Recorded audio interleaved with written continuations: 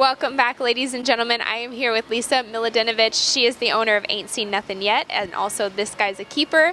We're excited to hear about the program that you guys are building. First of all, take us back to the beginning when you and Ain't Seen Nothin Yet first crossed paths. Oh goodness, I bought him when he was 9 months old. Between 8 and 9 months old. I was seeking out a stallion at that time. I was going to college, and I had a very thorough process I was going through several years, and I finally found him on Barrel Horse World when he was very young.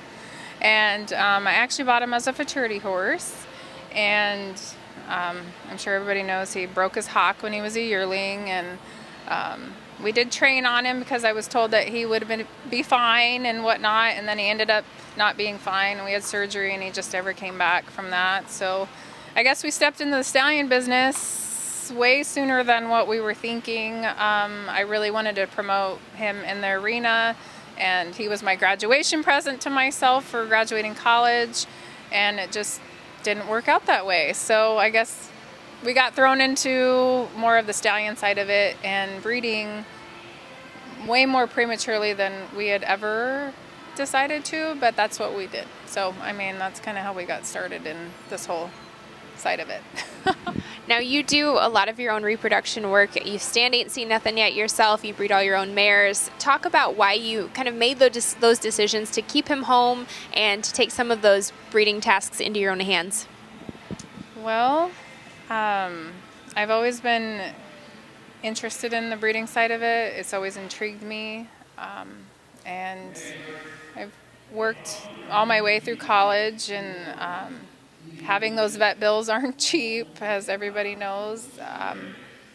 So I guess it was more I wanted to expand my broodmare side of it, but then I also knew the cost that came with it. And I'm like, if I go to school and learn how to do this, maybe I'd be able to do it myself, and then maybe cut the costs and make it more affordable.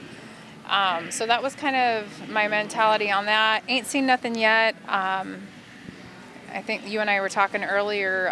I bought him so young, and he's kind of, I know it's silly to say he's a business, but he's really part of my family. And when he would be gone, I just never liked that.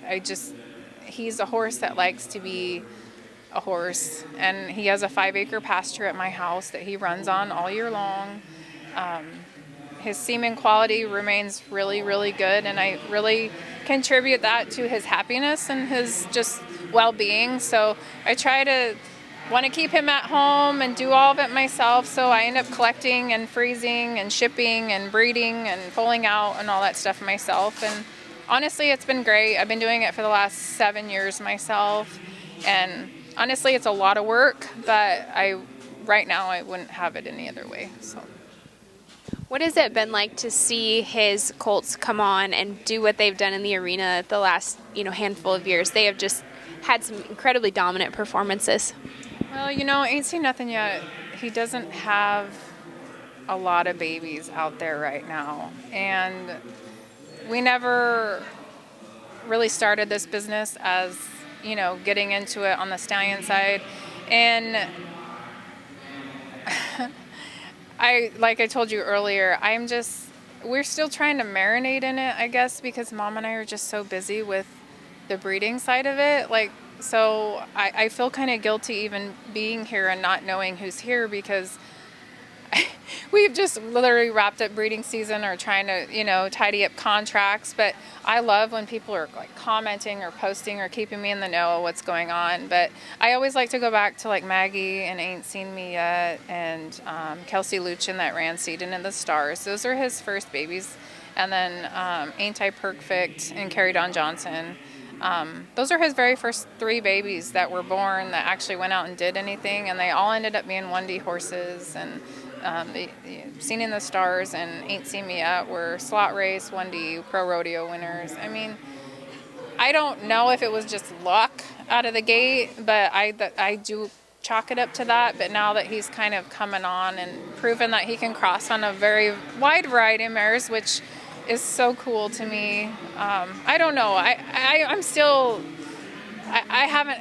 It hasn't sunk in 100%. And he's 14. He's not young, but he's not old. So I think in the next like 2 or 3 years, you're really going to see a lot more crops come on. So like I said, he's kind of been hit and miss because it wasn't really a huge priority to us to be breeding a lot of mares. So.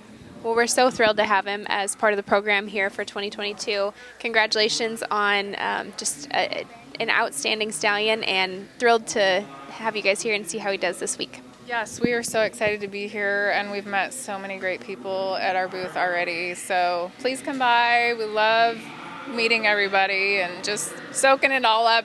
This is the only time we have off, so come visit us. Yeah, definitely. Very well said. You heard her, ladies and gentlemen. Back to the barrel racing.